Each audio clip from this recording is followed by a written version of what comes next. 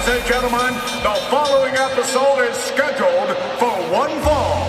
Coming down the aisle are your hosts of In The Kliq, Baby Huey and BrianTronic. What's up, everybody? Baby Huey here, and joining me once again is my tag team partner, BrianTronic. How's it going, man? Sorry, I'm the hot tag Huey. so, everyone's probably like, why am I giggling right now? Okay, early New Year's resolution. We're gonna go video, like start the new year. I know it's been a work in progress, but once I go on vacation and I can get stuff done, but yes, we'll go video so you can see what I'm seeing, for example, right now. So BrianTronic, I'm doing the intro and you're like, you got your hands up in the air. I'm doing my best Public Enemy Rocco Rock Johnny Grunge. there we go. That's a throwback right there. But also you told me off here, your people's elbow on right now. Is your elbow okay? Yes, perfectly fine. I just thought, so it's my 14-year-old son's arm sleeve, but it's really short, so I rolled it up to look like, because it was halfway up my forearm, so I was like, I'll just roll it up, make it look like a people's elbow. I got my breakaway sweatpants on. You need some sunglasses. Wait, and then the shirt that I have on is kind of like, it's not like silky, but it's like shiny material. It's like shiny black. So now I really feel like The Rock. Well, you are the people's champion of the pro wrestling podcast space. Yes. But I got to tell you, I thought maybe another accessory you would be wearing right now is your brand new Indianapolis Colts Santa Claus hat. Yes. So, and thank you, Huey, for that. You're welcome. I was going to wear it. I was actually going to wear it, but my new little son has actually taken it from me. Okay. His new favorite hat. Nice. Okay. So, for anyone that's wondering, is this past Saturday night, Jim Irsay, the owner of the Indianapolis Colts, which is BrianTronic's favorite football team in the NFL. That's right. We're going to the Super Bowl. Where are the Colts record right now? We don't talk about that. Okay, not that good. Sorry. No. Okay, but so Jim Irsay, the owner of the Colts, besides being an NFL owner, a very rich person, I think he's worth almost $3.5 billion. But he also has this amazing collection of rock and roll memorabilia, music, historical items. And so he came to the Bill Graham Civic Auditorium this past Saturday night, had it all on display, and had a concert, the Jim Irsay band, and a bunch of legendary musicians performing with him. So I took my dad there on Saturday night, and then we were in the VIP room, and I noticed some people wearing Indianapolis Colts theme Santa Claus hats. So it's a blue Santa Claus hat with the Colts logo on it.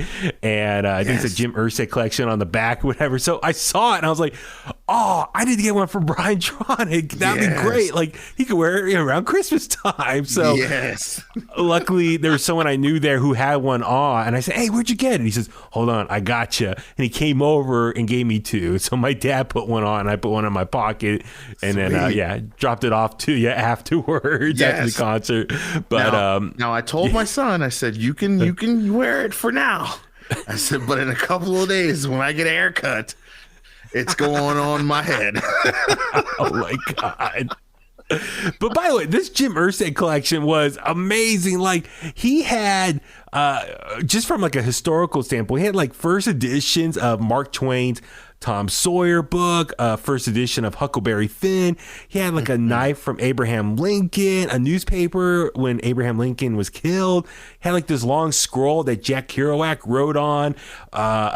Elton John robe, Muhammad Ali title belts, Jackie Robinson bats, Ringo Starr's drum kit when the Beatles performed Ed Sullivan, Kurt Cobain guitar that I was in awe of.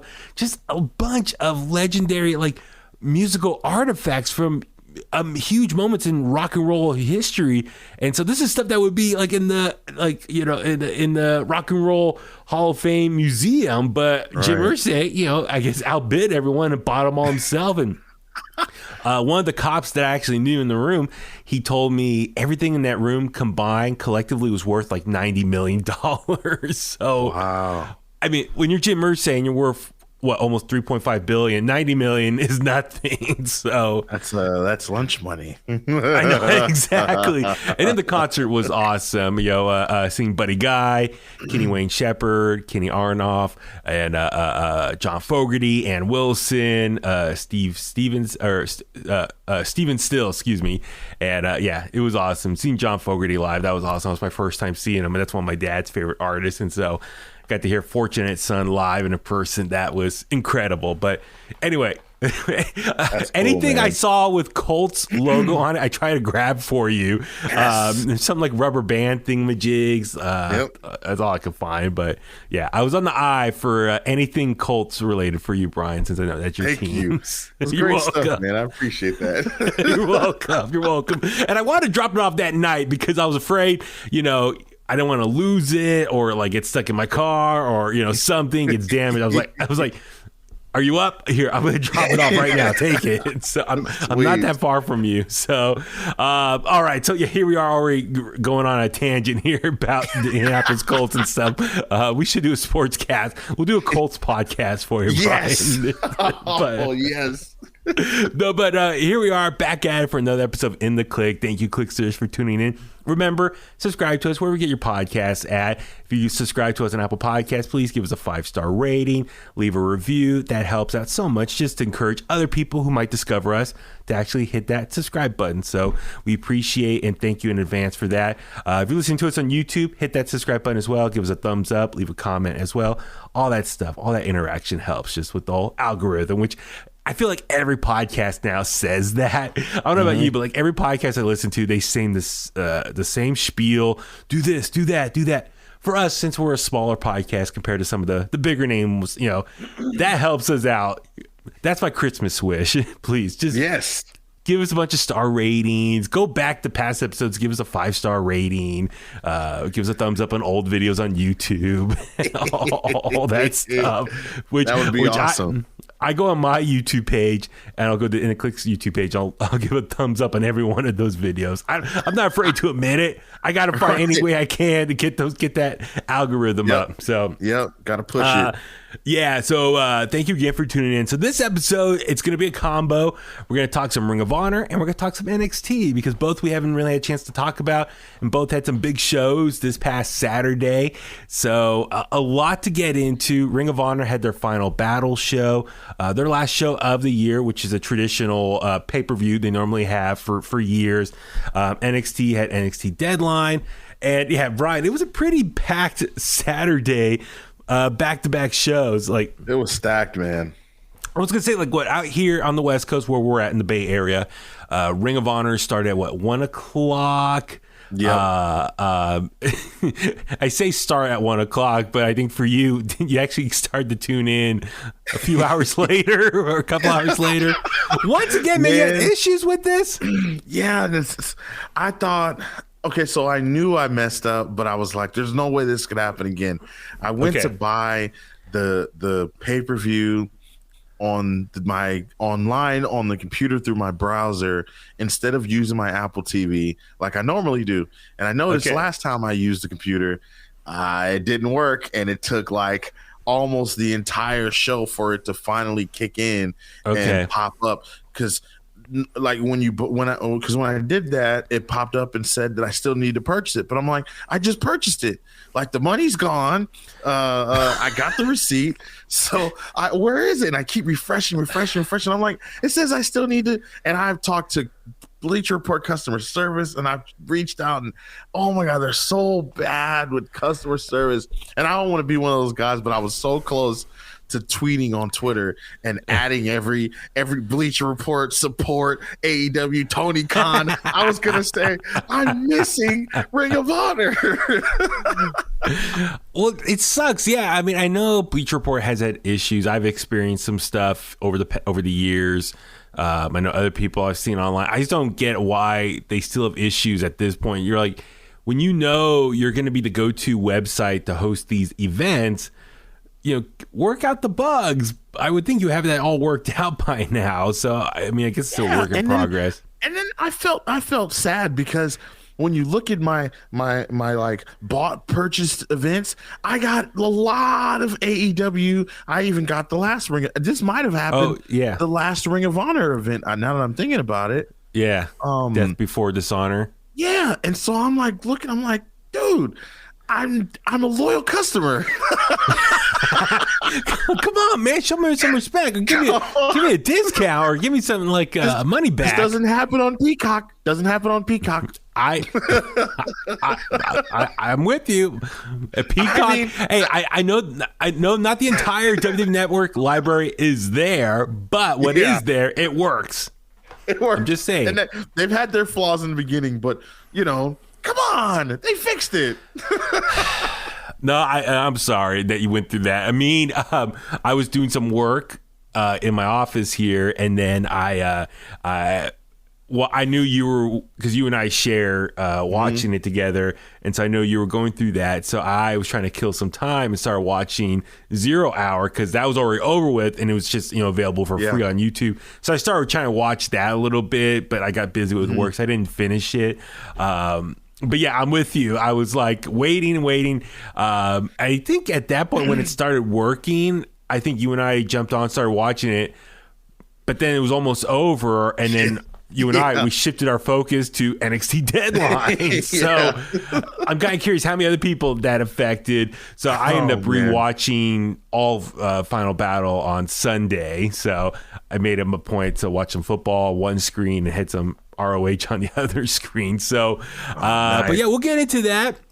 All that stuff. Final Battle, we'll give our thoughts on the main show's matches. But some kind of breaking news came out after the show. Tony Khan had the media scrum post-show, and the big announcement was that ROH has a TV deal now in place, or kind of, I'll say that. And that's something ever since Tony Khan announced earlier this year that he bought Ring of Honor, everyone was wondering, okay, when's this going to have its own TV show?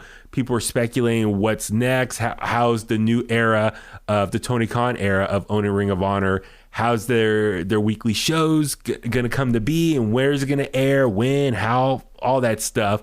For the longest time, most of this year, like all the Ring of Honor matches and titles have been defended just on AEW television and AEW pay-per-view. So I really felt like... Yeah. No, I'm sorry to interrupt, but you know what it's been feeling like? And I don't think anyone's ever said this, so I'm glad I'm saying it now. Okay. Ring of Honor on Dynamite feels like when the NWO used to do NWO Nitro, or when WCW used to take, like when they were in WWE and they used to do their portion of like WCW TV, like on SmackDown. Yeah.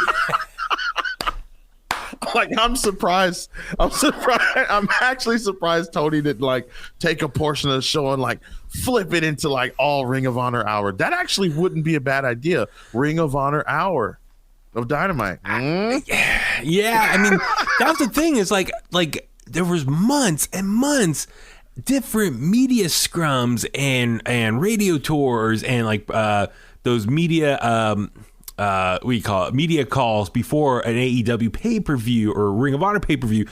Every time, it felt like every month, Tony Khan was constantly asked about what's next for Ring of Honor. Can you announce a TV deal yet? Anything in works?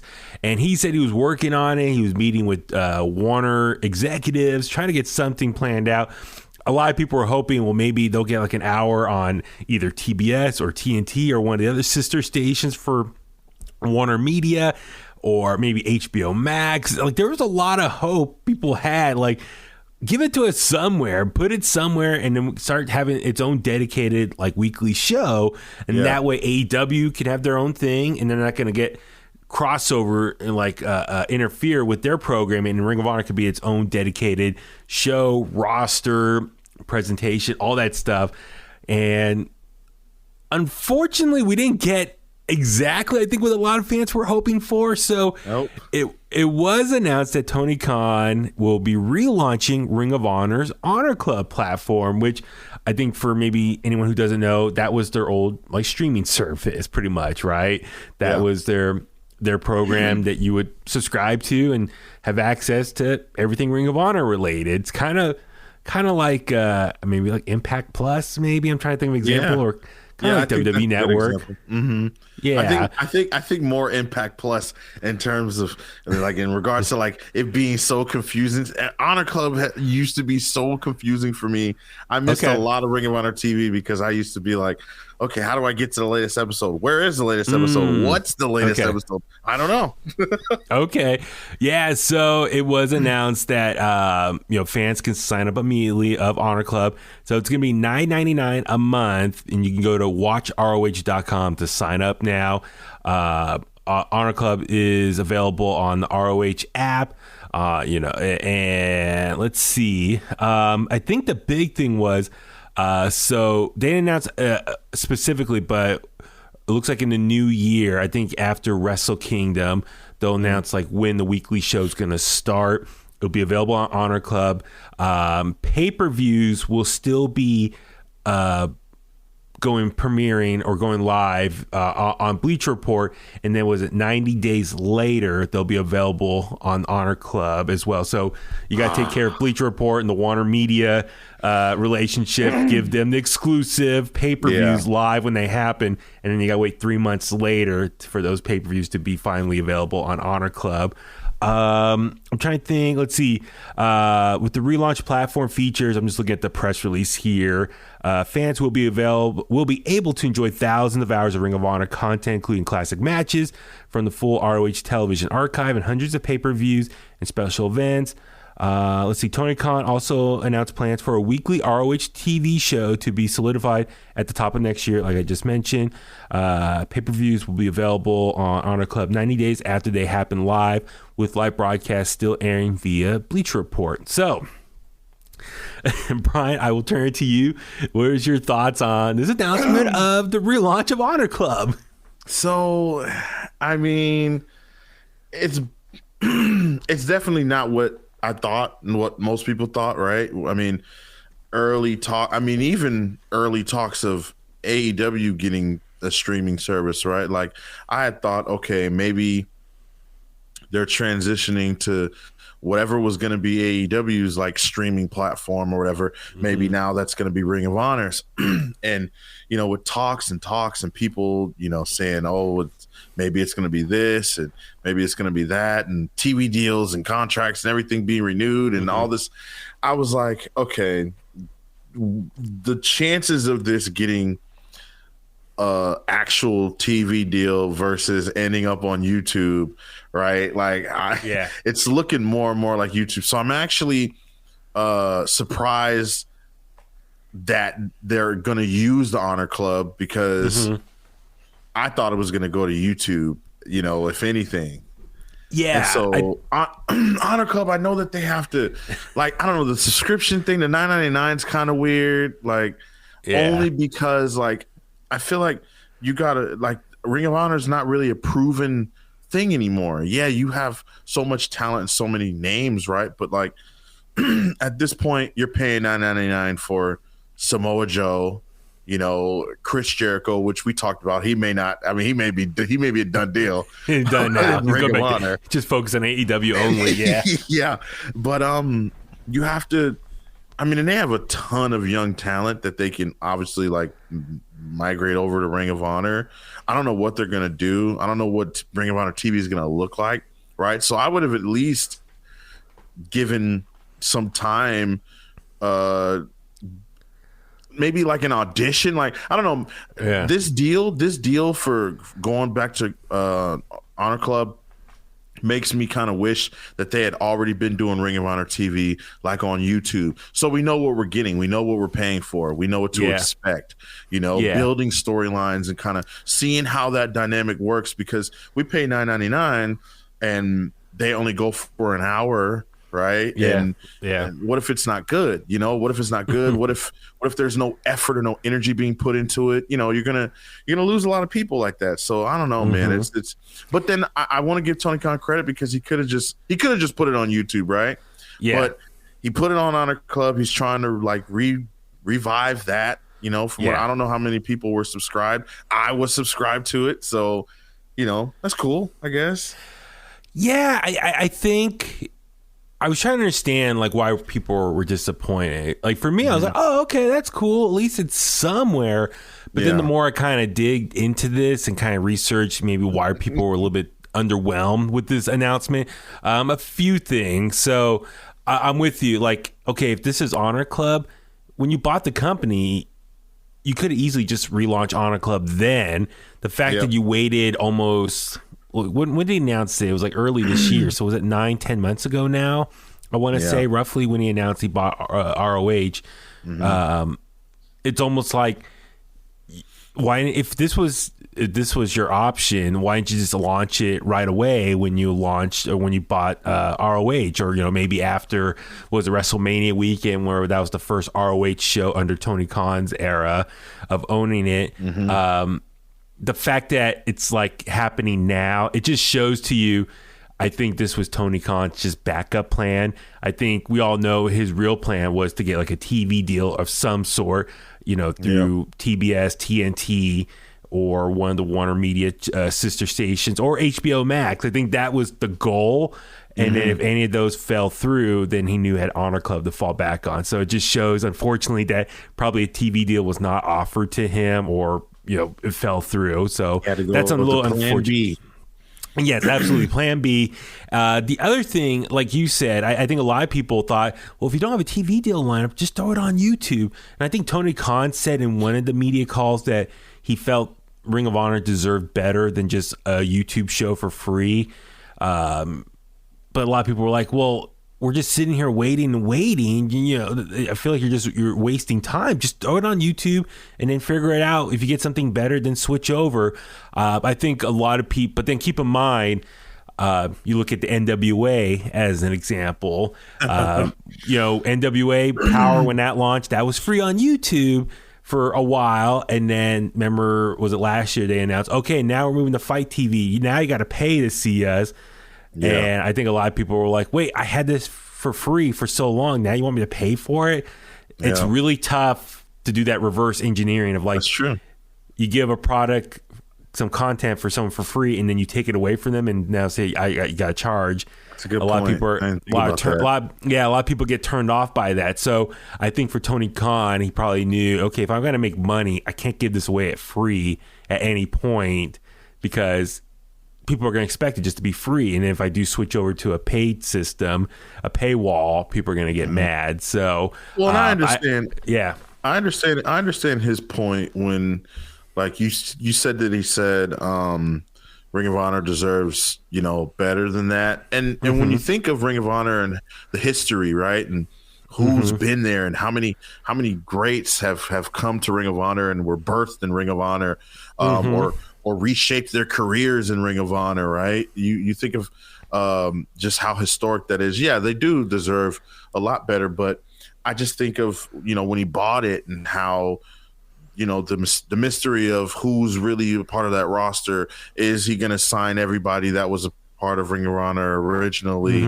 Like, what's going to happen? Like, the fact that there's really no solid Ring of Honor roster right now. I mean, Ring of Honor to me is just as big in terms of roster and like importance as WCW after Vince bought him, when he brought everybody to WWE and tried to do the whole alliance thing, right? Like he had some people still, but there was really no WCW roster left, right? That's like if Vince tried to take WCW and relaunch it, right? Like really actually relaunch it under the WWE umbrella, kind of like ECW. Wasn't that the plan? If I remember correctly, Vince was going to relaunch WCW, and it was going to be like Saturday nights or something. If I I don't know off the top of my head. I'm sorry. But I think that was the plan originally. He wanted to keep WCW going as its own thing. And I think it was going to be like a weekend night show. But it just kind of fell through. And then he just, I think, absorbed the WCW roster into Raw and SmackDown. If I remember correctly. I think maybe that's what those, like WCW shows that they would, when they would switch up the graphics and put Scott Hudson on commentary, maybe that was like a trial to see how this would work and how this would go. And it obviously didn't work out. But well, yeah, wasn't that when Buff Bagwell and Booker T had the match? And it was like a WCW themed match. It was I think it was for the title or something, right? And then Buff Bagwell got thrown out the building, and literally he was fired after that. So it's like the last image of Buff Bagwell in WWE was getting thrown out the building by Booker T, I think. But yeah, I get what you're saying. So with that being said, like I'm kind of curious how many people are going to buy Honor Club or subscribe, just because money's tight right now. The country as a whole, we're going through a lot right now. So to pay $9.99 on top of all other subscriptions, people in general just pay for.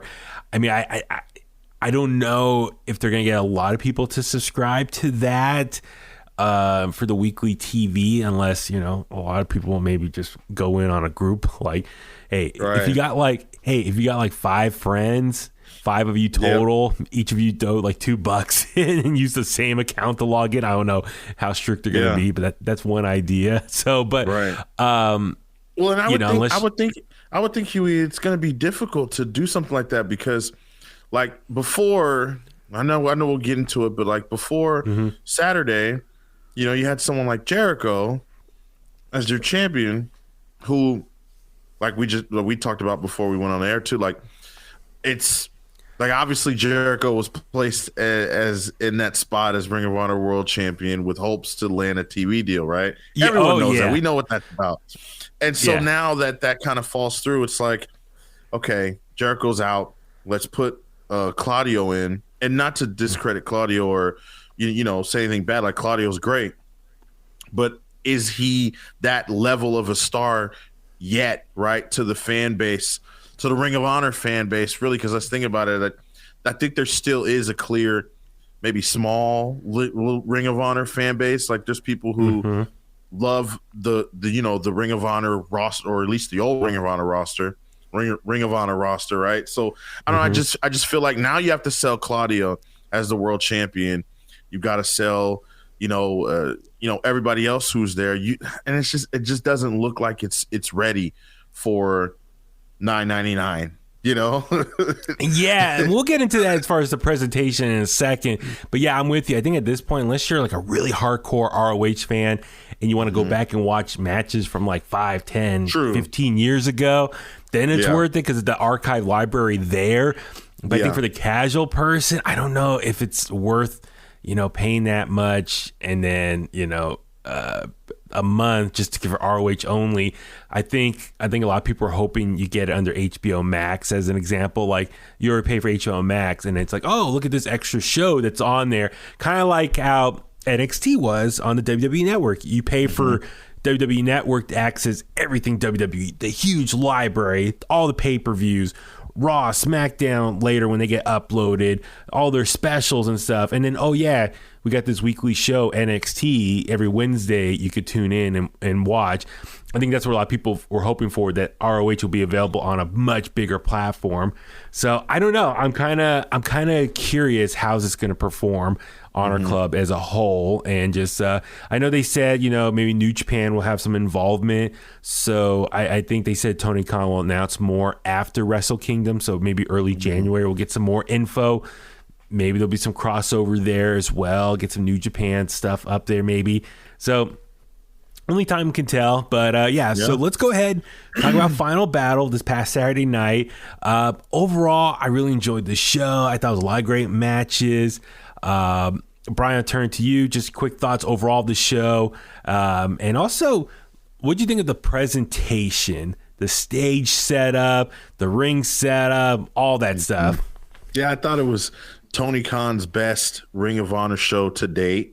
right? I know there hasn't been very many, but this one definitely felt like, okay, that, like, even though there was a lot of AEW presence in terms of, you know, wrestlers who were under AEW contract, who we know as AEW superstars, it felt like a Ring of Honor show. And as far as the presentation of it, it felt like, you know, a Ring of Honor show, like very small, very intimate, just, you know, straight up, which kind of excites me because it's like, oh, it's good. It's different from AEW, right? Like it gives you that feeling. Like, it doesn't feel like I said, even with a lot of the AEW roster being on this show, it didn't feel like an AEW show. It felt like a Ring of Honor show. Like, you know, just very nice and intimate, small crowd. They were very energetic, hype, loud. It felt good and it looked good. Yeah, I'm with you. I like this setup. Very simple and clean. Like the 3 big screens on the ramp there. Then the wrestlers come out, walk down the steps. Got the little narrow like hallway there, if you want, or aisleway with the fans all around them, leading to the ring. The announcers on the other side got their table set up. Really, like I said, clean, simple layout. I really enjoy that. And you're right. It felt like a different setup. It wasn't just an AEW setup that they just put the Ring of Honor logo on top of it. Like, because AEW, they got the 2 different tunnels. Yep. No, it wasn't that. It was a separate, it had its own identity, which I'm all for. And that's, I think, that's what I'm excited for. If Ring of Honor, once it returns as a weekly show, that has its own look, I'm all for that. Yeah. Now, like the camera work and stuff, like it felt like an AEW broadcast. But as far as the actual like physical items there, I definitely enjoyed all that stuff.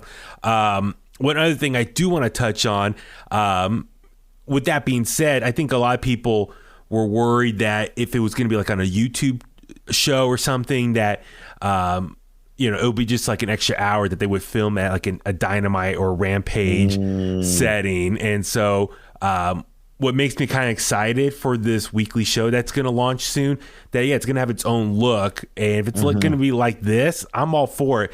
I was worried that what they were going to do is, because right now when you go to AEW Dynamite, they film Elevation first, they tape that, go live for Dynamite on TBS, and then when that's done, they film Rampage after. So you get like 4 hours of AEW tapings on every Wednesday. Yeah. So I think a lot of people were worried, well, are these going to film Ring of Honor in that same setting? So it's not going to look that much different. You're going to have the same AEW layout, the 2 tunnels, but instead of said AEW Dynamite, it's just going to say Ring of Honor. So it's still not going to feel different. So if you're going to go with this setup, I'm all for it. Yeah, definitely. That's actually, see, I didn't think about that. Like, maybe it is good that they didn't push this straight to YouTube, because I can imagine that they would, have to obviously record these like they would record a Dark, exactly, or an Elevation, So, yeah, maybe it is good that he held off, because that definitely probably would have killed, because if it don't look different or feel different, then it gives no one a reason to really watch. I mean, that's sort of the problem that a lot of people even have with WWE. It's like, Raw and SmackDown, at least before Triple H took over, it's like, oh man, everything feels the same. There's nothing different. And so yeah, the like the setups, they make a huge difference. So I'm glad, man. It looked good. So, all right, let's jump into it. So, as I mentioned, there was like a 0 hour, the free show. I saw Jeff Cobb defeat Máscara Dorada, which is formerly known in WWE as Lince Dorado. So it's cool seeing him. So hopefully, very cool. Happy for him. Hopefully that means, is he with the Ring of Honor brand moving forward? That's the other thing too. Is the other thing I like about this show, besides some really great wrestling, is overall there was 12 matches total. So I kind of wondered, the majority of these people, is this going to be the Ring of Honor roster moving forward in the new year? So that's something to keep your eye on. I'm kind of hopeful that is. I think what they have right now is a really good starting point for that roster. Also, with the Jericho Appreciation Society, Angelo Parker and Matt Menard. But that's also Daddy Magic and all that. Defeated Shinobi Shadow Squad, which is Cheeseburger, and Eli Izam. Am I pronouncing that right? I think so. Okay. And then Willow Nightingale versus she defeated Trish Adora. I love Willow Nightingale. She's like my new favorite. Great, I think she could be a huge baby face for that women's division. If they book her right. I don't know, either, keep her in the Ring of Honor because that's where she was before she was with AEW, or, if you put her in AEW, I'm just throwing it out there. Maybe she could be the one to beat Jade Cargill at some point. So, well, and I think the type of character she is, right? And the reason I say character is because she's nice. She's happy. She's very giddy, like bubbly. Yeah, bubbly. She has the perfect personality to like you say, push her as a baby face, but then when the time is right, just bam, turn her into like a heel.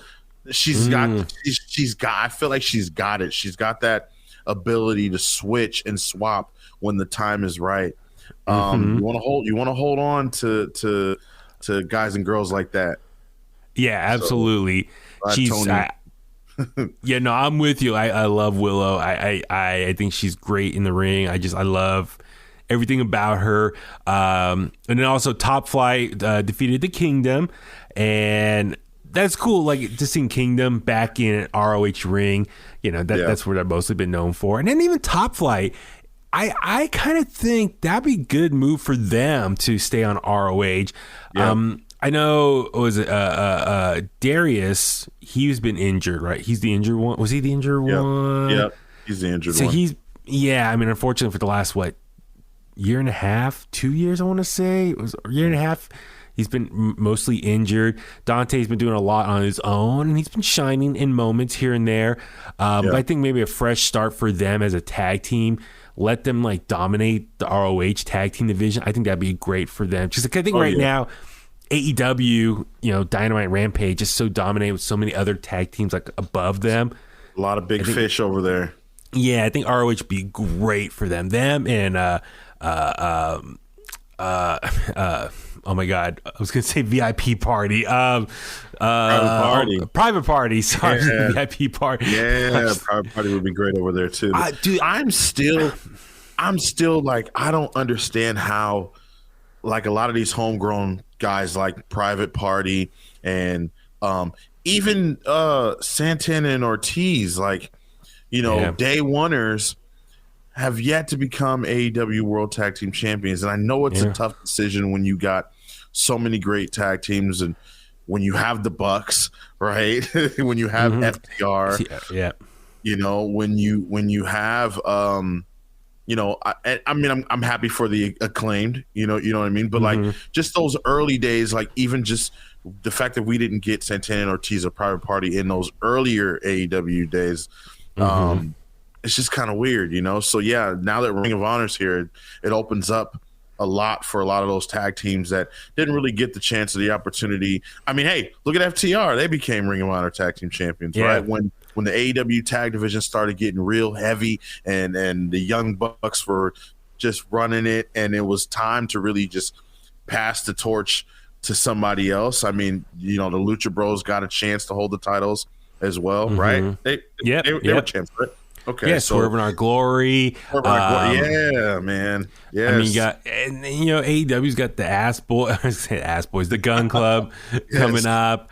I think the Gun Club would be great. All these young tag teams, I would love to see them all in Ring of Honor. So Private Party. I mean, that's when AEW started, Private Party looked like that hot young team that were gonna take the world by storm, and then unfortunately got caught up with the whole Matt Hardy storyline and the Matt Hardy, corporate family office, and they got they just got lost in the shuffle there. And I was like, these guys are so talented. I love watching them in those early days of AEW. They were high flying, entertaining. So I would love to see them go to ROH and just start over. So I think them, Top Flight, Gun Club. I think a lot of these young tag teams, put them on ROH and let them, go crazy and just put on some amazing matches and develop themselves as characters as well. I mean, I hate to make the comparison, but yeah, make it like their NXT and let them just develop themselves as characters and let the pressure of maybe having to go out there on TBS or TNT and, you know, these big cable networks, and they're, you know, fighting for screen time is already slim. ROH, right. I think, let them take their time and breathe over there and really develop themselves. So that's what I'm hopeful for with ROH. Well, and I think it'll also be great too for the development of the brand. Like maybe if you get some of those young tag teams from AEW that everybody loves, that everybody's familiar with, bring them over the Ring of Honor. Maybe it'll make some people go, oh, okay. You know what? I'm interested to see how this works out. Let me go ahead and check out Ring of Honor now. Now that it's no different from when main roster talent from Raw or SmackDown go over to NXT. It's just like, okay, like for example, like, all right, you know, Drew Gulak just showed up, so let me go see what this is about. Or Dolph Ziggler, whoa, he just became the NXT champion. Let me check this out. You know, so absolutely, I can definitely see them doing that. Yeah, and also I just shout out, it was cool seeing Jeff Cobb on there. I mean, I've seen Jeff Cobb wrestle many years in All Pro Wrestling here in the Bay Area, former Universal Champion. He's such an amazing talent, doing big things in New Japan, but you know, he's also a former television champion, ROH. So hopefully get to see more of him back on the stateside, just saying. But yeah, so okay, let's start with the main show. So the opening bout was Blake Christensen and AR Fox against LFI, ROH and Dralístico. Am I pronouncing that right? Yeah, Dralístico, which is he's the second incarnation of Mystico, because Mystico, the original one, left, you know, Mexico to go join WWE and became Sin Cara, and now so yeah, he this opening match, I like ROH a lot. I love how he does the four corner thing on the outside. I think he took, was it Blake Christensen, and just threw him in every barricade on the outside fence, throwing him in there. The intensity from him was just great. The taunting, you know, Dralístico, you know, held the football, the imaginary football, and he kicked it.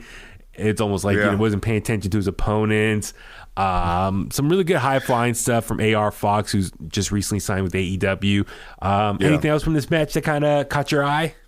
No, but I do want to say AR Fox, I hope he actually finds, like, I hope they figure out if he's going to be on AEW or Ring of Honor, because he's special, man. I like what I see from him. And Blake Christian, like, man, like, is he signed with AEW or Ring of Honor? Or?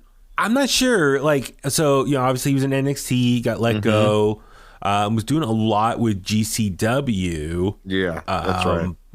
But yeah, I don't know what his status is right now. He did some stuff, I think, for Strong. But yeah, I don't know what his status is. I think he's just kind of taking opportunities wherever he can. I would love to keep seeing him in either AEW or Ring of Honor, because I feel like they need more guys like that to complement, you know, your Orange Cassidy's and your who's the other high flying guy? So there's a bunch of them over in AEW, man. I feel like he really could compliment anybody. He can have matches with really anybody, small guys, big guys. It doesn't really matter. So but yeah, it was a good match though. Yeah, and then the finish though was a little messed up here. Which, by the way, before I forget, I thought there was a lot of spots in this match that the cameras were just missing, and I kind of throughout the night, the camera crew were missing certain big moments in matches. So I don't know. It's just, how's that happen? If it's inexperience or just whoever's directing, it's just a little unfortunate when that happens. So this match, a lot of big things were happening that us as viewers at home were missing. But yeah, the finish, AR Fox landed on Dralístico with the 450 and pinned him. But Dralístico, you know, kind of was like kicking out. So I think a lot of people were shocked, like, was that not supposed to be a 3 count? And the baby faces here won when really the heels were probably supposed to go over. Yeah, it looked like, and then the crowd was like, you effed up to the ref. Yep. But then again, to the ref's credit, hey, if this guy is not going to count out, like he's taking too long to count out, horse on him. I have a job to do. I got to count 3. So if Dralístico was, being lazy with the kick out, say, hey, if you're not reacting fast enough, I'm just go ahead and count 3 and you lose. So I kind of wonder if that happens. And then so LFI got their heat back. They beat up the baby faces on the outside with some brutal chair shots. I think was it Roosh or Dralístico? I can't remember which one hit Blake in the head. I think it was Roosh. Roosh hit Blake Christensen in the head with a pretty brutal chair shot, unprotected. Man. And so that was a little scary. But anyway, so we'll see what's next for LFI. I think they're going to be a big. I'm all for them, like kind of recapture, because they were probably the old era of ROH. So if they can kind of bring that over, that'd be awesome. Next up, Athena versus Mercedes Martinez for the ROH Women's World Championship. I thought it was kind of cool. The video package beforehand, they used a lot of old, video archive, was it Shimmer? So they do have a lot of history together. I mean, we know they worked together in NXT and WWE, but for them going back like over the last decade, that was kind of cool, the video package there. Yep. But this match was pretty hard hitting. I know it was in Texas, so Athena, even though she was the heel, she was getting the babyface reaction from the hometown crowd. Mercedes Martinez, when she came to the ring, though, it was quiet. Like, no one was reacting to her. I feel so bad, man. Yeah, it's a tough situation. But the match overall was very hard hitting. What'd you think of this one here? It was good, but like I said, while I'm very excited for Athena and I'm enjoying this new edge that she has, the hard hitting, just this transition that she's making, this character switch, or whatever you want to call it. I'm happy for that, but I just feel so bad for Mercedes because I felt like she didn't really have a title reign, she didn't really have much of a reign, and I don't know if that's because for whatever reason. I know she maybe was injured, or she got in, like she's been injured for like a few times now, so like I don't know. And I think I remember Tony mentioning that Mercedes had been injured and she was on the shelf, and so with that being said, even if whether she was injured, it's like, oh man, I really wish she could have just got a chance or an opportunity to really have a meaningful reign. And it's kind of like, I guess you gotta. But then I always say, right, like when someone gets injured, it's like get next man or next woman up. Like you got to move on. You got to, and if you lose your buzz because you were injured, we got to go with, who's hot right now, and Athena, which I'm kind of like, I don't know how many people feel this way, but I kind of think that she should have taken the title off of Jade as opposed to taking the Ring of Honor Women's Championship. But I know they got a whole nother direction that they're going with Jade right now. But it was a good match. I'm happy for Athena, but I feel bad for Mercedes. I wish she could have had a more meaningful run. Yeah, unfortunately, as you mentioned, she was injured for the last 3 months, so it didn't really do much. It wasn't on TV. So this match kind of came together pretty quickly here. And that's the other thing, too, I didn't mention earlier. I felt like the build for a lot of these matches were very quick and last minute. Yeah. They kind of just shoehorn a lot of this stuff on like the last week or two of Dynamite and Rampage. So it just kind of came out of nowhere. It's like, oh, we got Final Battle next weekend. We got announced matches. And they just kind of threw stuff together. I give the announcers credit, and some of the video package they showed during the show kind of helped add some layers to the storylines, especially the next match. That really helped out. But I enjoyed Athena's ring gear. It had the LED screen that said #and new. I thought that was cool. Yep. And then also that's the thing, is like, for the last couple months Athena's been like doing this really hard hitting I want to say like gimmick, but like on episodes of Dynamite, Rampage, Elevation, Dark. She's been like having this mean streak where she's just like really aggressive, beating the crap out of people. And a lot of people were giving her crap like she's, going off script and like really hurting people. And it's like, well, no, that's just the storyline she's trying to create here. Now we know it was like this kind of heel persona of like this badass in the ring that she was trying to create, and everyone was like overreacting. So, but this match showed that against Mercedes, it's like the hard hitting back and forth. But we saw Mercedes put Athena in the Brass City Sleeper, but Athena bit the champ in the arm, bit Mercedes in the arm, and then Athena finished off Mercedes with the O-face and pin Mercedes. And yeah, Athena's the new ROH Women's Championship. So I'm really excited for Athena, one, win in her home state, but also she can be the face of the new era of ROH. Like, I really feel like 2023 is going to be now the official launch, the reset, the restart of this new era of Ring of Honor and with the weekly show and stuff. So I think Athena is a good person to kind of put that on for the women's division. I think that's really cool. Next up was Swerve in Our Glory versus Shane Taylor Promotions. This is one of the matches I was looking forward to the most, just because I know Keith Lee and Shane Taylor have a lot of history together. Brian, please help remind me. So this kind of came up very last minute, like on Rampage, right? Yeah, was just Keith Lee doing a promo, and then Shane Taylor just came out of nowhere and just said hi, like in was that backstage interview? Did you remember what happened exactly? Yeah, he popped up and he basically said that he hasn't forgotten and they got some unfinished business and basically challenged him to a match. And he said if you have a partner, I don't know if you even have a partner anymore, right? They obviously alluded to Swerve, who I forget. It was Keith. Was it Keith Lee who walked out on Swerve, or was it Swerve who walked? I can't remember. It was Keith Lee. I'm trying to remember at All Out. Was it All Out? Yeah. No, I'm trying to remember now. Was it All Out? No, okay, no, All Out. They retained. They lost to the Claim at Grand Slam. Yeah. Right. And then Full Gear. Full Gear was when he walked out, I think. Right? Let me look up real quick. We gotta look. But go ahead. Yeah, finish your thoughts about. Let's see here. The Acclaim defeated Swerve in Our Glory at Full Gear. So I'm trying to remember. Yeah, what happened in that match? Let's see. It doesn't say much of the. Let's see. Okay, wait. At All Out, Swerve in Our Glory defeated the Acclaim to retain. Rematch at Grand Slam, the Acclaim defeated Swerve in Our Glory. And then October 26th episode of Dynamite, Swerve in Our Glory defeated FTR to become number one contenders.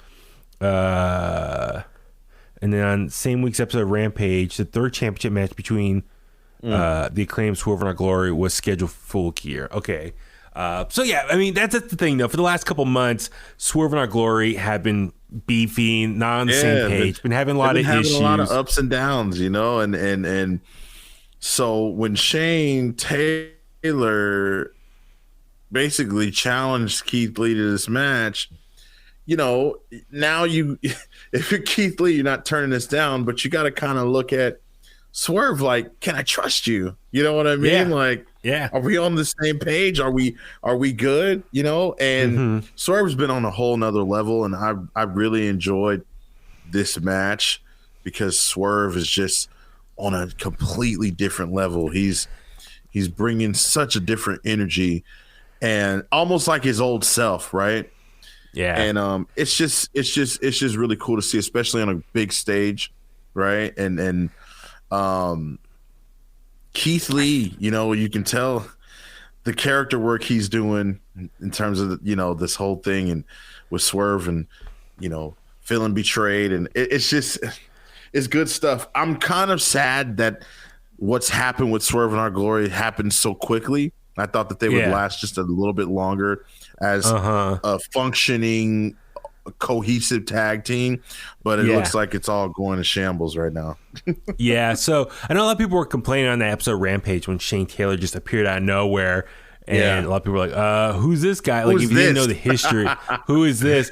And I get that. I totally understand that. I'm with you. Like, I wish this match, or I wish that appearance would have happened a couple maybe months ago, or at least a month ago, and then built up to that storyline more over the next couple weeks, explaining their history. So like I said, it felt rushed. I was upset that they just threw them on TV and said, oh yeah, we're having a match the following weekend. It was like very quickly. I was gonna say no. I was gonna say no. I think even Shane Taylor. I feel like Shane Taylor deserves better than that. You know, like him and his faction, his group were so hot in Ring of Honor, and a lot of Shane Taylor promotion fans were really, really excited when Tony Khan bought Ring of Honor, because it's just like, oh wow, we get to see Shane Taylor promotions now on a much larger scale. And while that obviously wasn't the case, for you to just have him pop up backstage on Rampage at that, and to set up a match, you know, literally I don't know if this is, just like literally just like boom, pop up. Nothing. Give it some time to build, and I would have had Shane Taylor explain the history. I would have had Shane Taylor come out maybe a few weeks prior during like a match that Keith Lee was having, or like maybe when Keith Lee and Swerve aren't seeing eye to eye, you have Shane Taylor come out and offer to be an ally to Keith Lee, and he kind of turns Shane Taylor down. And then we get to this point where it's like, oh, okay, you want to turn me down? All right, well then we're gonna have a match, or it's kind of weird. I'm with you. Yeah, I wish they could have introduced him not in just that random backstage segment and rushed to the next match the following week. Yeah, I'm with you. Have him debut like as a surprise on Dynamite or whatever in front of the audience, and then over the next few weeks explain their history, use video clips, all that stuff, and build up to like explain who this guy is and why he's like a ghost of Keith Lee's past coming back to confront him, and you explain all that and build up that emotional attachment, so when the match happens you're like ready to go and like really psyched to see this play out. But yeah, it was rushed. But like I said earlier, what I did enjoy the video package and what the announcers did, on a quick dime on this show, was explain their history and use the video highlights of their time in ROH together. So for me watching, I was like, oh, okay. It was like very much a quick Cliff Notes version of who these guys are, why they're mad at each other. And the announcers were reminding, they were on the verge of I think tag team championship goal, but Keith Lee left to go somewhere else. We all know he left to go to NXT. So you can say right before Shane Taylor's big break in ROH, Keith Lee left him high and dry. So that's why he's pissed off to this day. So that makes sense. And like I said, we got all that on the pay-per-view in video form and the announcers, but I wish that would have been explained more on Dynamite and Rampage over the last few weeks. And I say that because ROH didn't have a weekly TV show, so we had to rely on Dynamite and Rampage. But that's the thing, that goes back to why I'm excited for ROH to have a weekly show again. You could tell those stories better over there, let those stories breathe, and week to week do all this stuff. And therefore, you're not taking away. It's already screen time's tough as it is on Dynamite and Rampage on AEW, let alone you're trying to force all these ROH storylines there at the same time. And that's the other thing too, is Tony Khan said after this pay-per-view, you're not going to see very much Ring of Honor storylines play out on Dynamite and Rampage, which I'm good. It's separate the two. ROH be its own thing, AEW be their own thing, and that way they're not fighting for the little screen time as it is. So let each side, each brand, it coexist elsewhere, on separate shows. But the match itself, the big thing was waiting for the anticipation of Shane and Keith Lee to fight each other, and we saw Keith Lee start, JD Griffey start. They're going at it, and then when Shane Taylor tags in, Keith Lee's ready to go. Then Swerve hits him, tags himself in. So we're kind of like the delay, the anticipation of them going at it. Finally, Keith Lee gets back in, and him and Shane go back and forth. That was cool, right? Just a couple big boys hitting each other. Yeah. I love was it Shane did the crossbody jump into Keith Lee. Keith Lee caught him. Yes. He caught him, and he was about to throw him down. And JD Griffey comes in, makes the save. And then we saw Swerve actually get knocked out by Keith Lee on accident. And then he got up and left the ring. He was pissed off. So Keith Lee was just left there high and dry. And then Griffey attempted a knockout kick, but Keith Lee ducked, and the kick actually hit Shane Taylor. Then Keith Lee finished off Griffey with a jackhammer, and technically Swerve in Our Glory wins, but Keith Lee was by himself. So overall, fun match. I want to see more of this. I mean, it's a little unfortunate that we had this match now, and I feel like there was so much story they could have told up to this point. So maybe they can tell that more on ROH TV. But the fact that we had this first match, you kind of already blew your load right there already. Yep. So and now people are interested more in Swerve and Keith Lee even more than before now, because Swerve walked out on Keith Lee after the inadvertent, hit, right? So now it's just like people are more focused on that, which takes away from the potential story that you could have told, which could have led into what you got going on with Swerve and Keith Lee. Yeah, so I'm kind of curious where they're going to go. I mean, the eventual breakup's probably going to happen on AEW television, rightfully so. That's the bigger show, and that's the bigger storyline that they've been brewing. But with that being said, I'm with you. I think Swerve has huge potential to be a huge star for AEW. I think he could be the next big heel for that company. MJF is doing his thing right now, but I think Swerve could be like that second top heel for the company that just oozes charisma, but also can get under people's skin and just, just go on a tear, beating up people. So I'm with you. I really like Swerve a lot. So, next up was the ROH World 6-Man Championship match. So it was Dalton Castle and the boys versus the Embassy, which is Brian Cage, Khan, and Toa Leona, with Prince Nana as their manager. Not a lot to say about this match. No. I mean, the Embassy are big boys, and Dalton Castle and the boys especially are smaller guys, so they took an ass beating. That's more or less what this match was, right? Yep. Feed Brian Cage. Give Brian Cage some gold. That's what this was all about to me. I Brian Cage come out with the Canyon inspired mask. I was gonna say, who's better than Canyon? But Canyon's other person, Morbius, right? Is it Morbius? No, Mortis. I was like, Morbius, that's the Matrix. Sorry, it's been a long day for me, folks. I'm like running on fumes right now, trying to remember everything. Morbius. That would have been weird. He comes out like Lawrence Fishburne, man.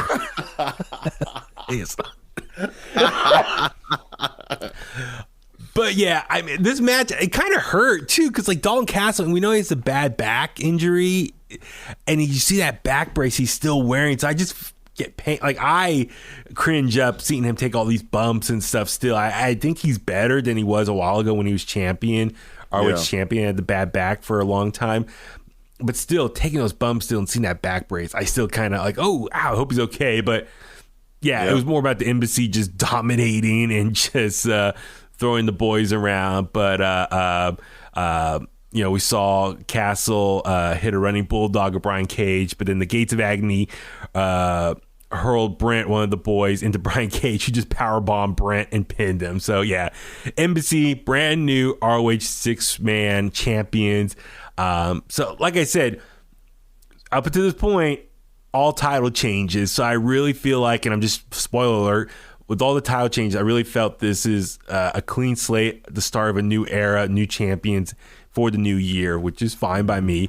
We saw Top Flight have an interview backstage, but then Angelo Parker and Matt Menard confront them, breaks out into a fight on the main floor, and then that kind of settles down, and then Jericho Appreciation Society get on the microphone and say, they have a purple bucket hat ready for Claudio. If he loses, he'll be in a tag team with Hager called Hat Trick, which I was like, that's pretty good. That's a good name. Like, it's like Jericho, he's a hockey fan. His dad's a former hockey player, so that's a good play on words for a hockey term, Hat Trick. Yes. But then next up was the ROH Pure Championship match. So Garcia versus Wheeler Yuta. I mean, these guys, Brian, this is what, their third match against each other. Yeah. It's almost feel like, I hope after this, Tony Khan can add some more wrestlers in the pure division. Because I feel like they're the only two that have been going after this belt. They've been, going back and forth. But, I mean, they have great chemistry. Who was in it before? What was his name? Josh Woods or... Oh, yeah, Josh Woods, yeah. Get him back in there, he was on, I saw on AEW's Instagram, they posted a video on social and him promoting Honor Club's back. So and Josh Woods has been working with AEW, so maybe they could put him back there. I don't know if they put Tony Nese there. Oh, yeah, Tony Nese, and I don't know if Jonathan Gresham, what his term or, his relationship with Tony Khan is right now. I know they've been... That's also probably something that if there was anything wrong with this pay-per-view, which not very much because it was really good, Jonathan Gresham's absent was definitely something that they could have benefited from. Yeah, but the match itself was really good. I mean, the story early on was Garcia was dominating, and with the pure rules, every time you grab the rope, that's a rope break, and you're only allowed 3 of those. So Wheeler Yuta kind of burnt through those really fast. But he made an ultimate comeback here. And we saw at the finish, Yuta fought his way out of a pile driver and backdrop Garcia onto the ring apron. Then Yuta trapped Garcia's legs and nailed Garcia with a pile driver. Then Yuta started just blasting him in the face, Garcia in the face with these elbows, to the ref stopped the match because Garcia just became unconscious here. So really good match here. Shout out, cool seeing Trent Seven ringside as well. So he was on Very Rampage. Nice. Yeah. So former NXT UK star and NXT UK tag champ. Yeah, bittersweet. It's like seeing him gone from WWE. But yeah, so that cool. Maybe he's going to Ring of Honor. Maybe that's foreshadowing. I'm like, that'd be a great addition for that roster as well. Especially for the pure division. That would be great. Absolutely. Anything else from this match that stood out for you? No. I mean, they got great chemistry. Really. Great. Yeah. I mean, it's crazy. And then what probably was match of the night, and you can say one of the match of the year contenders. So for the ROH World Tag Team Championship, it was a dog collar match, FTR versus the Briscoes, the third match of their trilogy going back for the last year. Really, this whole rivalry's been taking place. It was Final Battle last year where FTR came and confronted the Briscoes. They had their first match at WrestleMania weekend in Texas. Second match at Death Before Dishonor this summertime, and then the third one here at Final Battle. Unfortunately, this was also another example of a match thrown together very quickly. It was a Dynamite last week. The Gun Club came out on behalf of the Briscoes and challenged them for this match for FTR, but they didn't say the Briscoes' name at all, but you just had to guess what it was on the invite card and the dog collars there. I mean, that's another example. I mean, I guess people at Warner Media still don't want the Briscoes mentioned at all on TV, which is unfortunate. I mean, I don't condone what they said. I know they said some, really bad, negative things, but they did apologize. And they're trying to, make amends with all that and apologize to the people that they hurt. And I think even like Ian Riccoboni and some other people, did praise them and did say they are good people too. So I don't know. Hopefully maybe one day the Briscoes can be on a major cable network on AEW television at some point, because I feel like there's so many matches they could have on AEW. But at least, Tony Khan can now have them on ROH again, on ROH TV now with Honor Club. But the match itself, amazing. Man, amazing. Like, exactly. Amazing. Bloody, violent. I mean, the spots in this match were incredible. I mean, the pacing was good. Like, I was kind of worried. And this was the first ever dog collar tag match. Did I hear that correctly? Was that the first time? Really? Oh, really?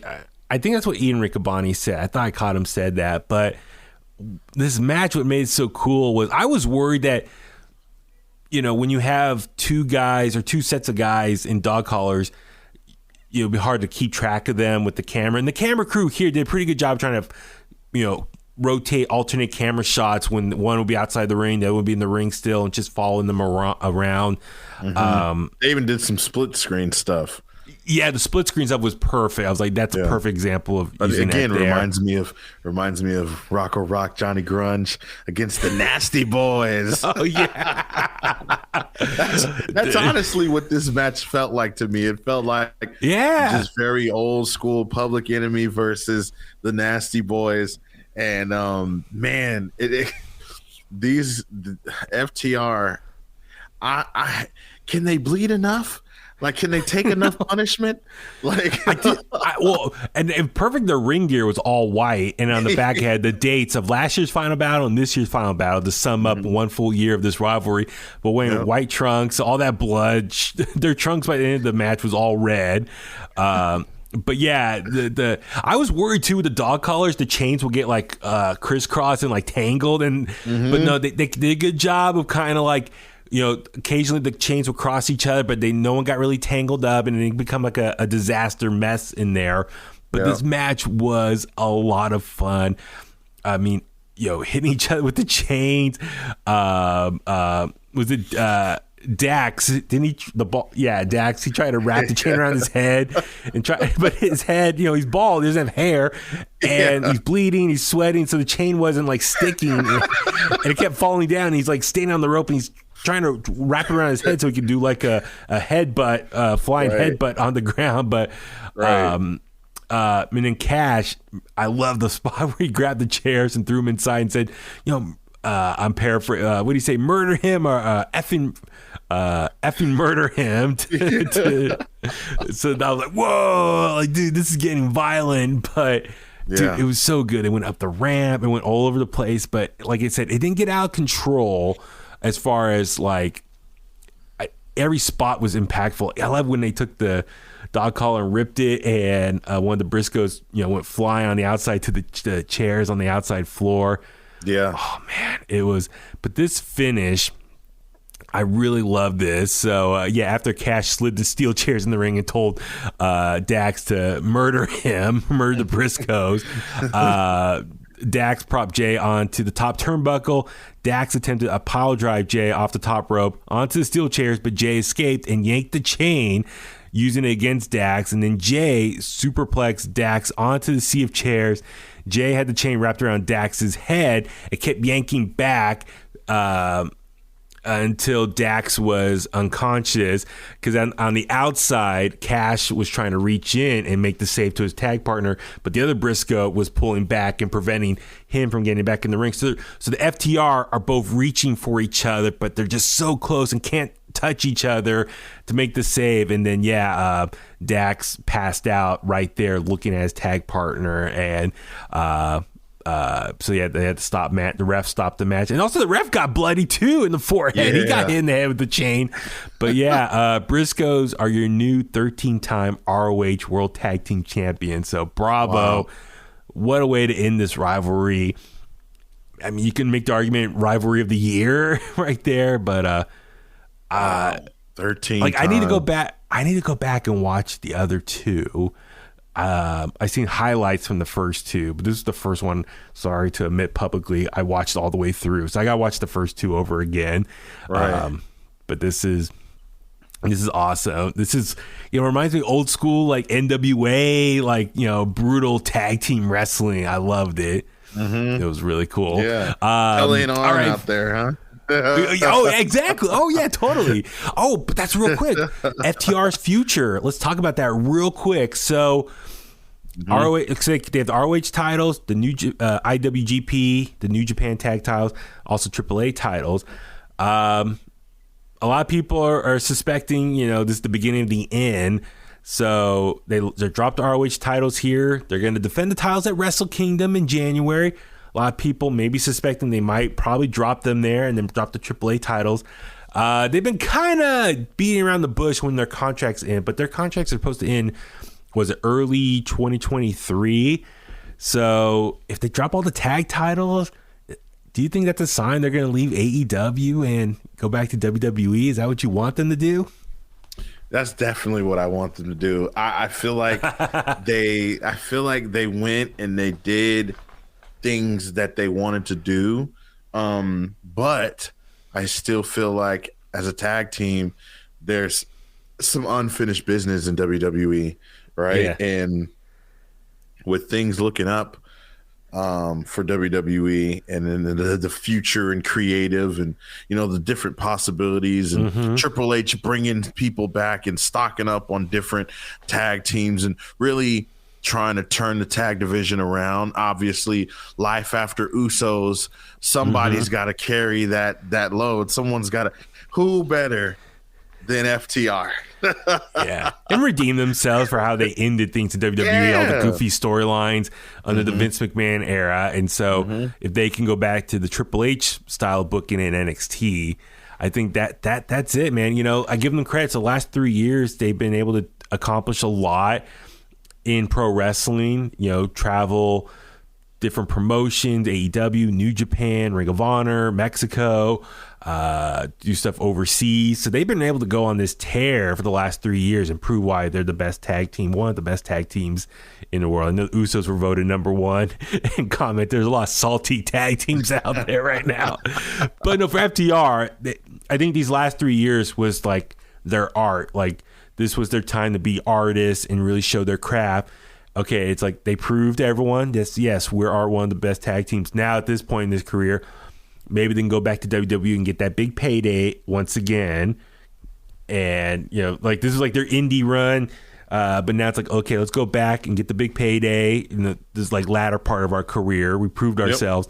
And, you know, some fresh new competition on the largest stage of them all, WWE. So I wouldn't be surprised if they re-sign with WWE and, you know, have some great matches with the Usos, Street Profits, Alpha Academy. I mean, there's a lot.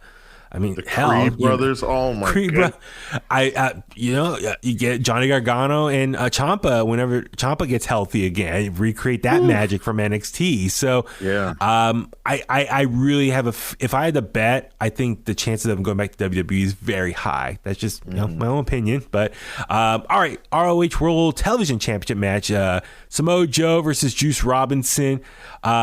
Saw Tony Deppen sitting ringside, you know, so that's cool. Maybe he that means he's going to be back with ROH as well. He was a great wrestler for them. The match itself was kind of a weak build leading up to the show. It was kind of just thrown together. I don't know. Samoa Joe just kind of did Samoa Joe stuff. Am I right? I mean, he just did his thing. You know, at this point in his career, I'm not saying it's a bad thing or anything, but you know, Samoa Joe did Samoa Joe match. You just beat up Juice Robinson. Yeah. I mean, you know, it kind of is what it is when you got Samoa Joe, especially a healthy Samoa Joe. You know, yeah. So you know, it is what it is. Samoa Joe ultimately wins. He dropped Juice hard on the mat with the muscle buster, picked up the pin to retain the titles or his title. He's also TNT champion as well. So King of Television, as he's calling himself right now, he's a double champion, ROH TV champion and TNT champion for AEW. So cool, good for him. Like I said, not much else to say in this match. So, all right, main event time, ROH World Championship match. It was Chris Jericho, the Ocho, friend of the show, versus Claudio Castagnoli. And, man, Brian, like, I give Jericho credit. Like, at his age, he's still putting on very competitive matches.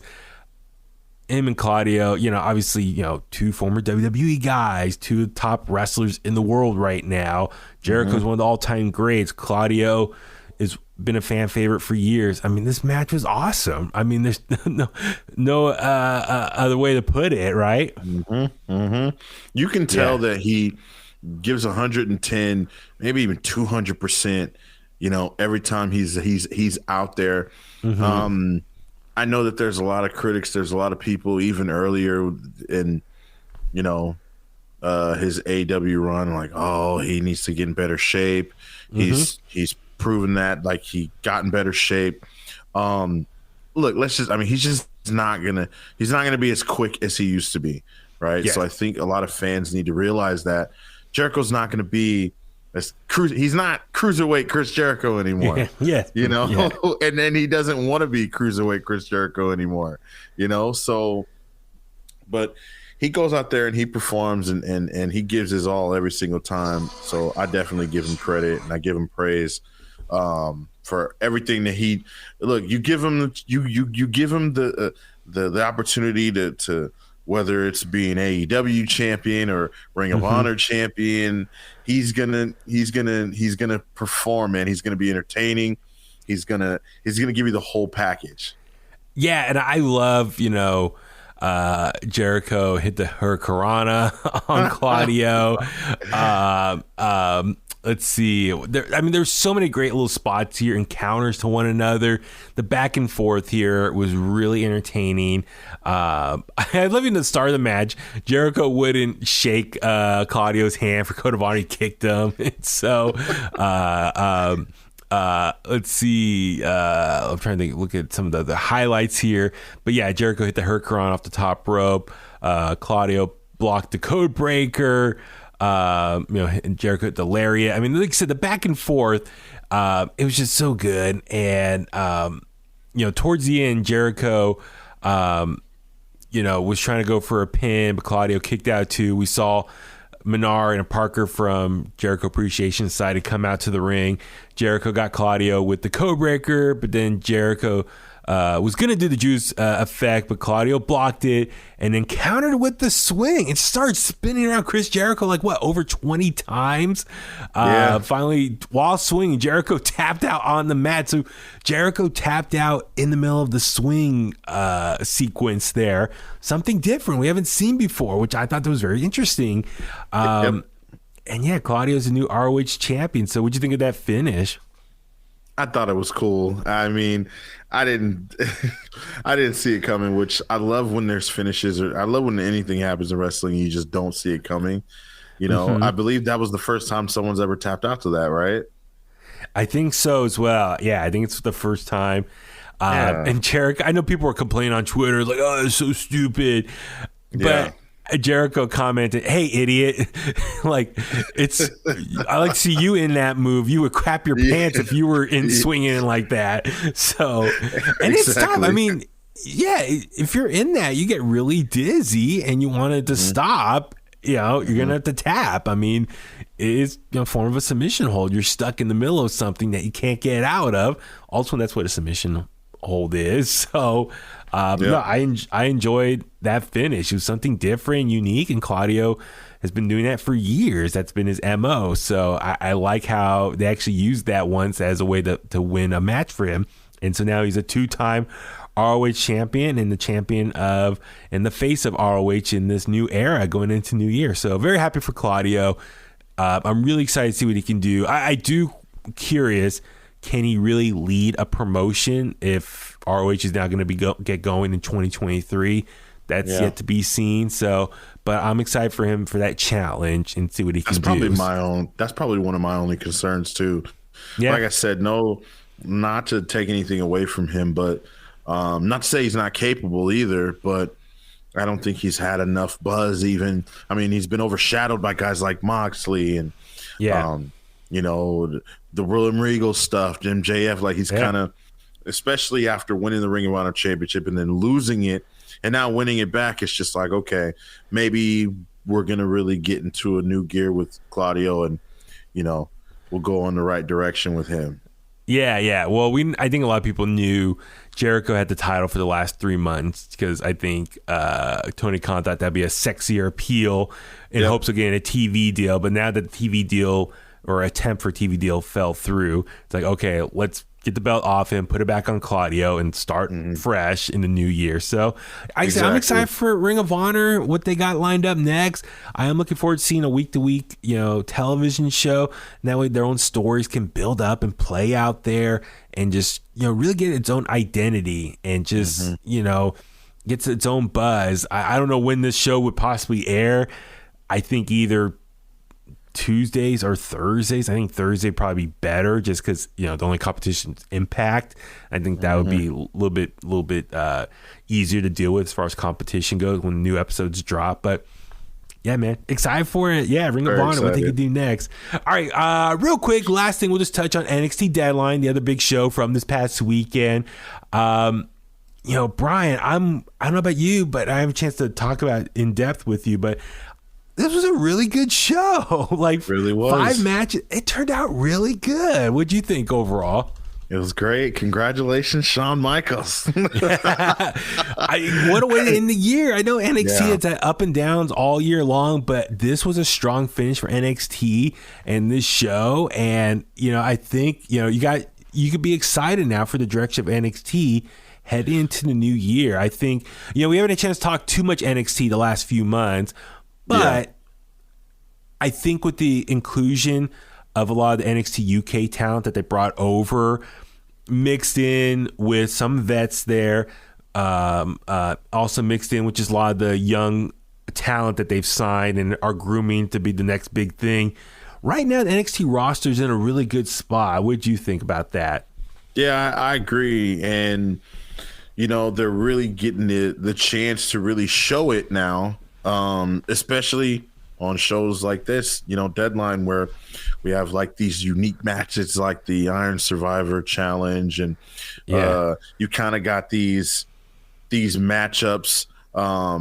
You got people from the main roster, so we're still getting that mix of the veterans from Raw and SmackDown coming over, and mixing it up with in my opinion, and I'm talking about New Day and Pretty Deadly, and I know we'll get to it, but Pretty Deadly, not so much new, right? Because they were in NXT UK, but it's one of those matches. I said on Twitter, like, I never thought that I'd be seeing this match so soon. Pretty Deadly, 2 of my favorite guys from NXT UK, and then the New Day, obviously 2/3 of my favorites, on the main roster, right? It was just a really good mix.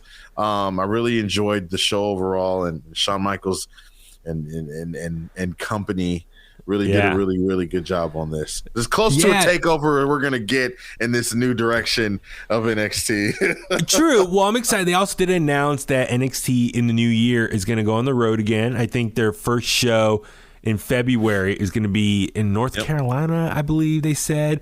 I might be wrong. Hopefully I'm right there. I'm just guessing. Yep. Charlotte. Yep. Yeah. So it's cool. I think that's good for them because they've been doing the circuit down in Florida for the last couple months on the weekends doing house shows. So I think that was probably a test run. So now I'm like, okay, cool. Let their pay-per-views or premium live events happen outside of the Performance Center. I think that'd be good for the wrestlers, just from a different crowd, different energy, vibe, presentation, all that. I'm really excited for them to get back on the road. I don't know. I'm curious, would they still call it takeovers or bring back the term takeover? I'm not sure. Right. But regardless, I'm just happy they're going to go back on the road. This match, or this show itself, it was really about the Iron Survivor Challenge, this new concept that Shawn Michaels introduced a couple weeks ago. So they had one for the men, one for the women. The winners of each one will be the new number 1 contenders for their respective titles. I think when they first announced this match, the concept a couple weeks ago, a lot of people crapped on it. I can understand why. In theory, the presentation, when Shawn explained it, it seemed very convoluted and almost very confusing.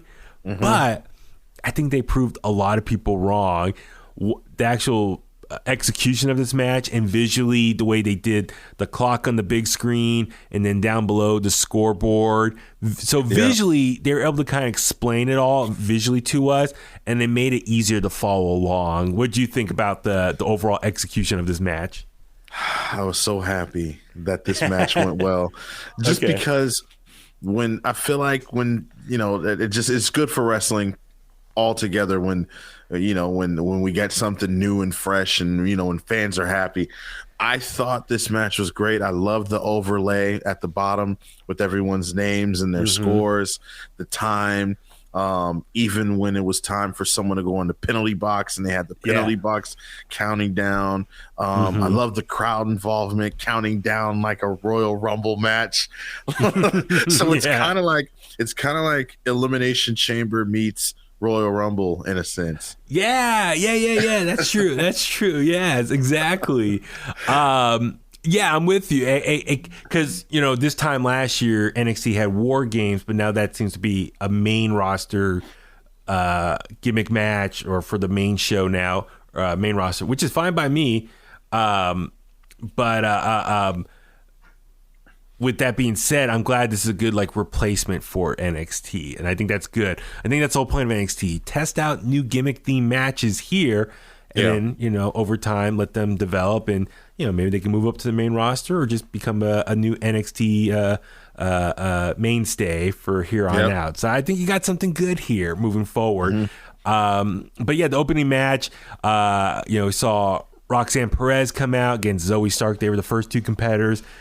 And man, the story of this match, Roxanne Perez overcoming the odds all throughout this match, and ultimately win this match, I think told an amazing story here for her and her character, the underdog, babyface, overcoming the odds. Really good. So Zoe Stark to me was also badass. I feel like that's NXT's MO. You got a great babyface who are the baby faces who are trying to do their thing, and maybe the baby face gets a little stale, and I feel like the moves always make them heel. So Zoe Stark's the latest example of that. We've seen that with Candice LeRae, Io Shirai, Dakota Kai. So that's the thing. NXT, when they got a lot of these baby faces, and maybe the baby faces run a little dry or gets stale, then they turn them heel and they get a cooler theme song and look and gimmick. So Zoe Stark's the latest example of that. And then, Zoe Stark can go. I cannot wait. I hope she's on the main roster soon. Huey, I'm waiting. I'm like, oh my goodness, she'd be so good for SmackDown, who desperately needs as much talent as they can get. Yeah. Right? Workers too. Yes, they need so many more workers, and I'm just like, okay, Zoe Stark, who isn't really she's not flashy, right? She's not but she's hard hitting. Yeah, she's tough. She's hard hitting. She's tough. She can wrestle. Her finishing move is awesome. She's swaggy. She's got she was so annoying in this match, right? Because I was like, there's no way she's gonna steal this away from Roxanne Perez. I was watching with Charlie, right? My son Charlie, and he was like, you think Roxanne's gonna win? I'm like, I don't know. Zoe Stark is really starting to scare me here in this match, right? And it was a great story that they told, and again, the penalty boxes worked out great. It's so I didn't really notice or realize during this, after Shawn Michaels announced the match, right? But watching the match, I'm like, this works. Okay. Obviously, if you one of the first people to draw the 1 and 2 to get into the match first, right? You have the advantage, but later on in the match, you kind of you're at a disadvantage, and you would think that the person coming in last is at a disadvantage, which they are, but they're actually at an advantage because they're the freshest person to come into the match, right? So they can really just lay waste to everybody, get the pinfalls, get in the lead, whatever it is. And then even I feel like the penalty box is great because it gives the person in the penalty box a chance to really recover and catch their breath a little bit. It's like an instant hot tag. It's like, pew! Soon as that door opens, they get into the match and they're just causing chaos. And for someone like Roxanne Perez, I felt like it worked out really, really well for her because it was go time. I have to get a pinfall here. I got to do something. Yeah, no, I'm with you. Like with this match, as far as like you would think the first two people in, they get the advantage because they got the full 25 minutes to get as many pinfalls in, and you would think the last person to enter at the 15-minute mark, they're at a disadvantage because theoretically they only have 10 minutes to work with as far as getting as many pinfalls to win this overall match.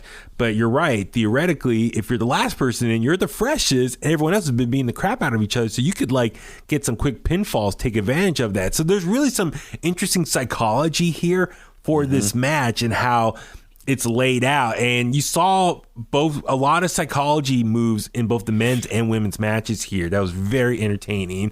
But yeah, I thought Kiana James, she put up a hell of a fight. I don't think she got any pinfalls here. Cora Jade, came in and was like sneaking up, beating up people, being a real heel, trying to get some pinfalls. Indy Hartwell, who was last in, I believe. Yep. She came in, though, and took advantage and got a quick pinfall as well. Roxanne Perez, I think, got pinned twice early on. So she was in the penalty box a couple times, which that's another disadvantage because you're in the penalty box. So that's less opportunity time for you to get some pinfalls under yourself. Yeah. But Roxanne Perez, despite that, came in and got those pinfalls in and was able to pick up the win. And now she's the new number one contender. So despite getting attacked early on, going to the penalty box a couple times to get the majority of the pinfalls towards the end and really win, I thought that was a great story that they were telling here. And I really liked how she even won. I'm trying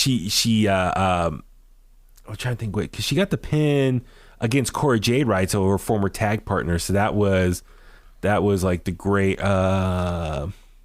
That's right. Yeah, she pulled the pop rocks on Jade. So her former tag partner, she had the rivalry with, to get the last pinfall to win the whole match on her. It was a great comeback for her as well. So it was a lot of fun. So let's see. Next up was the Alba Fire versus Issa Dawn. Am I pronouncing that right? It's Issa Dawn, sorry. I was trying to remember all these different names. But this match here, it was a good match, but then the ending, I think, kind of soured a lot of people. It got really sports entertaining. I think that's the big consensus here. Yes. Yeah. The what are they calling it? It's it's I forgot the word that's been floating around over the last couple of days, but it's like the Bray Wyatt, like the black the goo, spooky, like the spooky stuff, like mythical, the supernatural, yeah. There we go. Yes. Oh man, this match for me was going really, really well up until that point. Yeah, and then the ref started, puking out black goo because he was also the ref that got kind of put under a spell, possessed on NXT this past week. So just unfortunate, a match like that turned. But then Dawn picked up the win over Alba Fire. And then I don't know about you, man, but where does Alba Fire go from here? She's lost all her title matches against Mandy Rose. She's kind of been losing here, coming up short. So I don't know. It just, is this stand up to the main roster now at this point? Yeah, I mean, unless you kind of let her cool off for a bit, bring her up at the Royal Rumble, and then you officially bring her in the draft. I just don't see. I mean, she's not getting another title match. I know that. I know that much. Unless you I don't know, continue this feud with Ayla Dawn. I don't know, man. I said the same thing on Twitter. I was like, what happened? Good for Ayla Dawn, but what happens, to Alba Fire? Like, yeah, I was for sure she was beating Mandy Rose and taking the championship, and we were going to go in that direction. But I mean, I get it. Mandy Rose is one of the hottest things going, and one of the proven most protected champions in NXT in recent. Yeah. I mean, her and Braun, man. I mean, Braun, but we all know Braun is Braun, right? Braun Breaker. Yeah. I think we all knew from day one, as soon as he got the title, I mean, I know it was a little the Swerve having Dolph win was a little different, right? But I think after Stand and Deliver, we all knew, or after the Raw after Mania, right? When he was that Raw after Mania that he won it back, won it back, So I think we knew that once he got the title back, he wasn't going anywhere. I know a lot of people were anticipating him being called up early. And I know a lot of people have been anticipating Mandy and Toxic Attraction even being called up, and it looked like they were going back and forth, like with that idea, right? I know Toxic Attraction had worked a couple SmackDowns, and they were in that tournament, the tag tournament, crown new tag champs.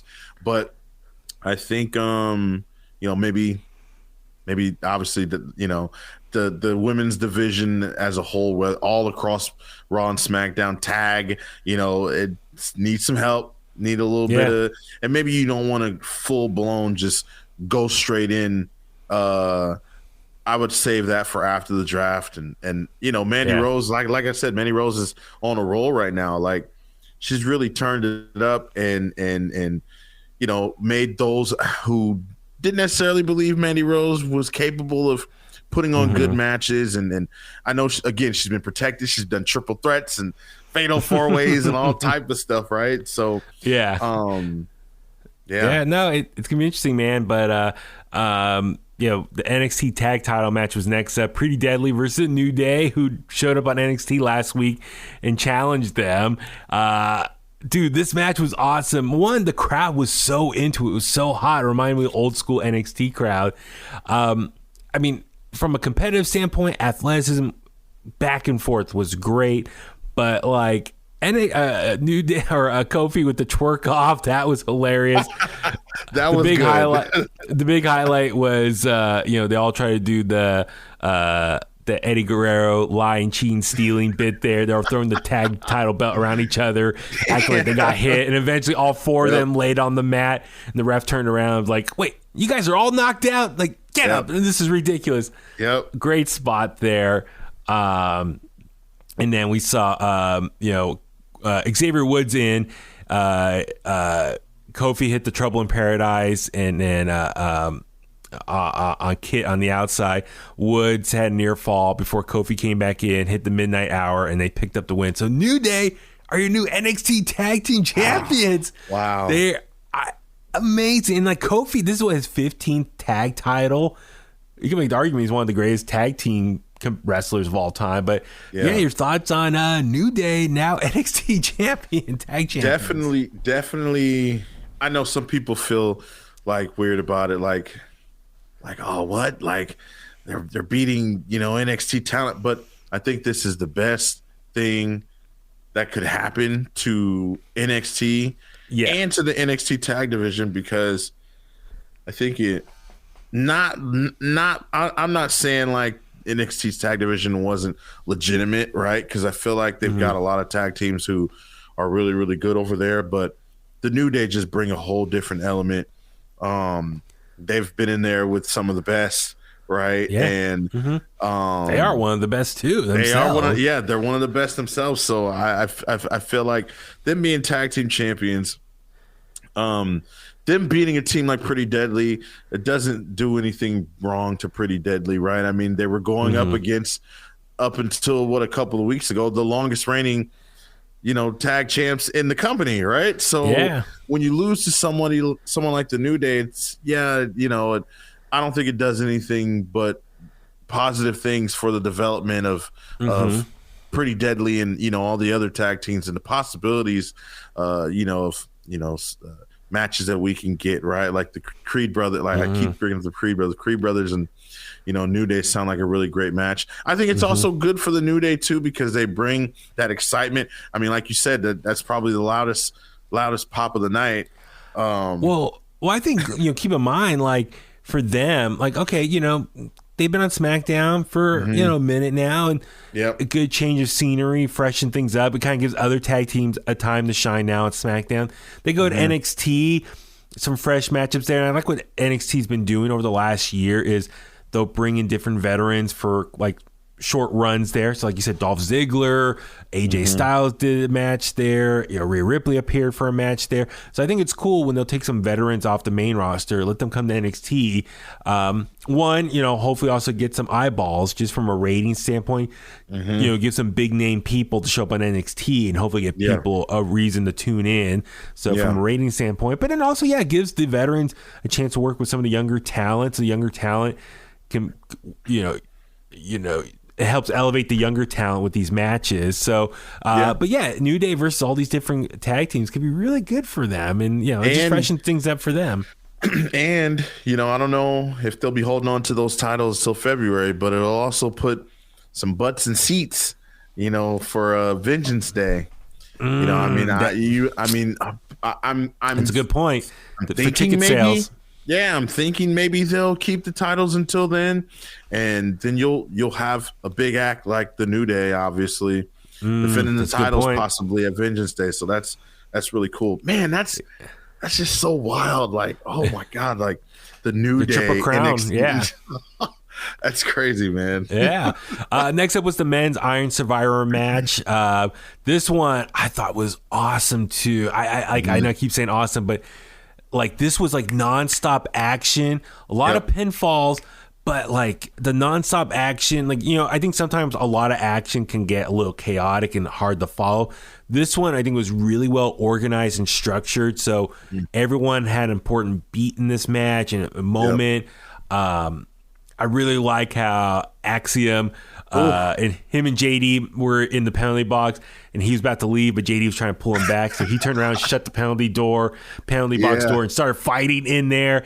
And then was it Grayson or whoever shut the door, wouldn't let him back out, so he climbed out the top, flipped out on the outside. Like, it was cool. Like, oh, that was great. Very good. I thought Joe Gacy had a strong showing here, coming in later in the match and like tearing guys' heads off. Carmella Hayes, he's a star. Early prediction, I think he's going to be the one to win off Braun Breaker in the new year. But your thoughts on this match as well. I thought it was good, man. Joe Gacy, that's my guy. I'm so glad he looks so comfortable now in what he's doing. He's got actual ring gear. I feel like the schism is going in the right direction. So I was almost like, okay, I've seen the momentum Joe Gacy was getting. I was like, oh, is he going to win? Like, are we going to get Gacy and Braun? I mean, there's no way I thought Braun was losing the championship. So I was like, okay, whoever wins this match is going to go after Braun Breaker, right? But Axiom, I felt like turned it up to a whole new level. I know that the gimmick is like weird for some people, and a lot of people think it's like a copycat of another gimmick out there. And it was just kind of weird because we all know it's he's a guy from NXT UK. I was gonna say let's see, A-Kid. We all know it's A-Kid, right? Yeah, we all know it's A-Kid. Some people are like, why put a mask on A-Kid? Especially because A-Kid showed up without the mask first. Yeah, I know, exactly. With the mask, he's doing fantastic. And he's just, sometimes when you have a masked wrestler, you think that they're just high. No, he's hitting hard, and he's very physical. And he was being very physical with JD McDonough. JD McDonough was great in the match. JD, he didn't get a pinfall, right? No. So that's the thing. Like, I think the fact he didn't get a pinfall, that can be used in future storylines after this. Like, the fallout from this pay-per-view, I think a lot of storylines can come from this. And that's the thing when you have like a multi-person match. Whoever wins goes on to bigger things, but then the other people left over can have different stories that come out from this. So I think JD, like, he was studying that Human Bodies book to learn how to hurt people. The fact he got no pinfalls, I think someone can rub that in his face, and that can set up him getting pissed off at someone and set up a new rivalry. But I was just going to say, Carmella Hayes was awesome. Grayson Waller, he came in and got 2 quick pinfalls. So that's an example of someone fresh coming in and taking advantage of the casualties laying there, getting some pinfalls. Ultimately, we saw Grayson Waller get the win. He got his third pinfall, and then it was smart. He saw like 30 seconds left. He just started going on a run, like no one touched me. Like people are going after him, which part of me is like, okay, I get you trying to go after him to maybe pin him, but then again, like don't worry about him. You just need a pinfall. You can pin anyone, so. Yeah, let him run. Just beat up someone else to get a pin. But I get the point. It was like he's like keep away at this point. He's like, all right, I'm in the lead. I'm gonna run away, and I'm just gonna break up any pin. I'm just gonna be spoiler here and just break up any pinfalls I see coming. But time ran out. Grayson Waller's new number one contender. So I imagine him and Braun Breaker probably gonna fight at New Year's Evil. And then I think Carmelo Hayes is still next in line for a title shot. Move on up. Yeah. I think was it Twitter or you told me privately? I can't remember, but you think Carmelo Braun probably at Vengeance Day. That's probably the main event there. I originally said Stand and Deliver, but now that I think about it, maybe they'll have Braun drop the title at Vengeance Day, and then at Stand and Deliver, maybe we get either the rematch or you can even plug in someone from the main roster coming over to challenge.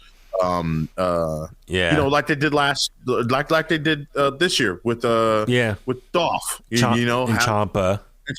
Have someone come over from the main roster, but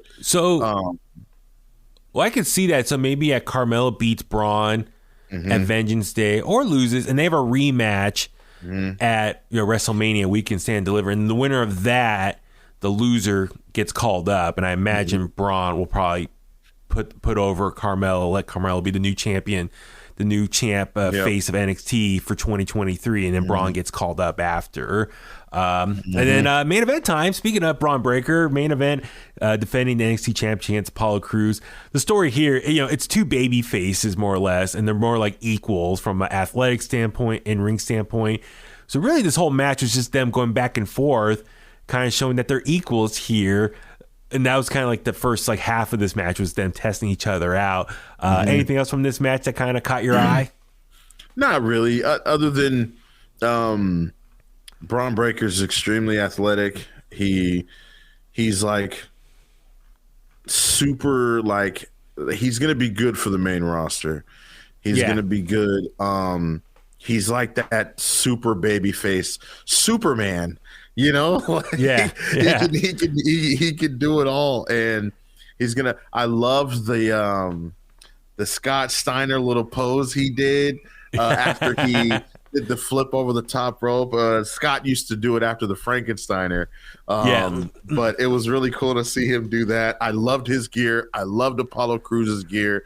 It was really neat just to see Apollo Crews in this setting, main event. It's bittersweet because it's like you knew he wasn't gonna win, right? And now it's just kind of like what happens next? Like where does he go from here? Does he stay in NXT? Does he go back to the main roster? I know Wesley don't have no partner no opponent now. Yeah. Or maybe you can have him go after Wesley. I don't know. Yeah.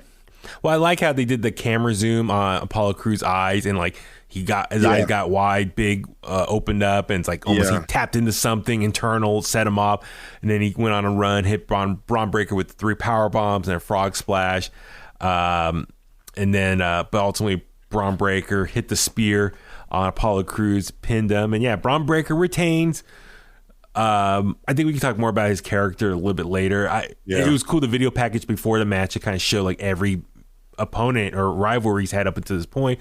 So Braun Breaker has a good list of a resume of people he's defeated in this title run of his. I will say the only thing though is that I feel like he hasn't had that opponent yet that has catapulted him to that next level, right? Good point. I feel like people are just ready for him to drop the title and move on. And I feel like it's a good thing, but it's also not such a good thing because he hasn't really put many eyes on NXT in turn. He hasn't been must-see TV. And if you notice, I don't know if you've watched NXT, but he hasn't really been on NXT TV very much over the last few months either. Just like these vignettes of fishing, the diner. Yeah. I like that diner with him and Apollo leading up to it, kind of them talking about each other. But I get what you're saying. And I was wrong. Wesley does have an opponent now. He's got Dijak to worry about. Oh, that's right. And that's a whole nother thing. We got to talk about that later, maybe later on this week. But Braun, like I hope they do some more character development, but I don't know how much room they can over the next few months. If he goes up in May, if he gets called up in May, hopefully in the next 4 months they kind of do some more character development, because right now he's just a big athletic guy who just dominates. Not a lot of layers. I mean, the fishing stuff is kind of something new, but it's still not enough. So. I don't know. We'll see. But overall, amazing show. I thought both shows this weekend were incredible. A lot of fun on Saturday and catching up on Sunday. So we had a lot of good wrestling. So hopefully you guys take your time to watch both of them. I would imagine if you're listening to us right now, you watch both of them already. Real quick, do you think when they do these pay-per-views, right, outside of the PC, do you think they go back to taping an episode or some matches for an episode of NXT? I think it'd be cool.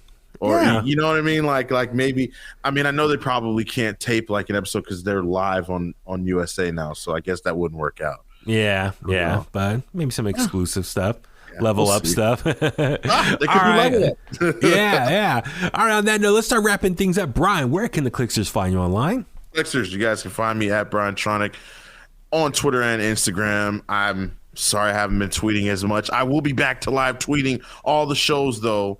Follow me at BrianTronic. And I'm Baby Huey. Follow me on Facebook at Baby Huey Official, Twitter and Instagram at Baby Huey83. For everything else, at In The Kliq on social media, inthetliq@gmail.com. Subscribe to us wherever you get your podcasts at. And on that note, let's go home. And that's the bottom line, because Huey said so.